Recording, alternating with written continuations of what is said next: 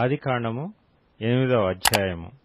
దేవుడు నోవహును అతనితో కూడా ఓడలోనున్న సమస్త జంతువులను సమస్త పశువులను జ్ఞాపకం చేసుకొనెను.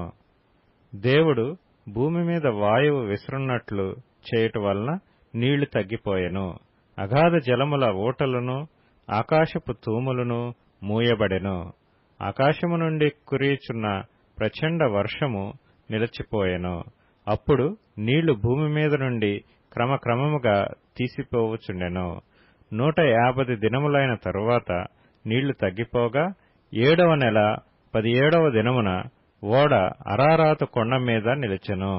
నీళ్లు 10వ నెల వరకు క్రమముగా తగ్గుచూ వచ్చెను.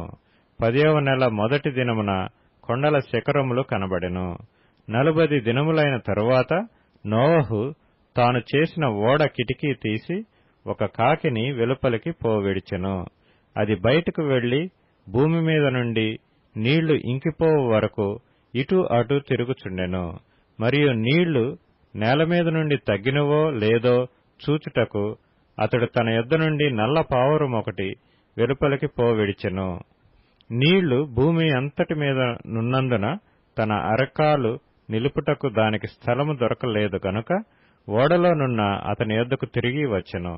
అప్పుడతడు చెయ్యి చాపి దాని పట్టుకొని ఓడలోనికి తీసుకొనెను. అతడు మరి 7 దినములు తాళి మరలా ఆ నల్ల పావురమును ఓడలో నుండి వెలుపలికి విడిచెను. సాయంకాలమున అది అతని యొద్దకు వచ్చినప్పుడు త్రుంచబడిన ఒలీవ చెట్టు ఆకు దాని నోట నుండెను. గనుక నీళ్లు భూమి మీద నుండి తగ్గిపోయెనని నోవహునకు తెలిసెను. అతడింకా మరి 7 దినములు తాళి ఆ పావురమును వెలుపలికి విడిచెను. ఆ తర్వాత అతని యొద్దకు తిరిగి రాలేదు.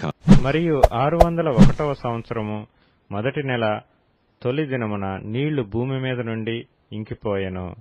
నోవహు ఓడ కప్పు తీసి చూచినప్పుడు నేల ఆరియుండెను.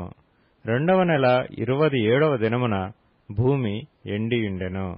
అప్పుడు దేవుడు, నీవును నీతో కూడా నీ భార్యయు నీ కుమారులను నీ కోడండ్రును ఓడలో నుండి బయటికి రండి. పక్షులు పశువులు భూమి మీద ప్రాకు ప్రతి జాతి పురుగులు మొదలైన సమస్త శరీరులలో నీతో కూడానున్న ప్రతి జంతువును వెంటబెట్టుకుని వెలుపలికి రావలెను. అవి భూమి మీద బహుగా విస్తరించి భూమి మీద ఫలించి అభివృద్ధి పొందవలెనని నోవహుతో చెప్పెను. కాబట్టి నోవహును అతనితో కూడా అతని కుమారులను అతని భార్యయు అతని కోడండ్రును బయటికి వచ్చిరి. ప్రతి జంతువును ప్రాకు ప్రతి పురుగును ప్రతి పిట్టయు భూమి మీద సంచరించునవన్నీయు వాటి వాటి జాతుల చొప్పున ఆ ఓడలో నుండి బయటికి వచ్చెను. అప్పుడు నోవహు యెహోవాకు బలిపీఠము కట్టి పవిత్ర పశువులన్నిటిలోనూ పవిత్ర పక్షులన్నిటిలోనూ కొన్ని తీసుకొని ఆ పీఠము మీద దహన బలి అర్పించెను. అప్పుడు యెహోవా ఇంపైన సువాసనను ఆఘ్రానించి ఇక మీదట నరులను బట్టి భూమిని మరలా శపించెను.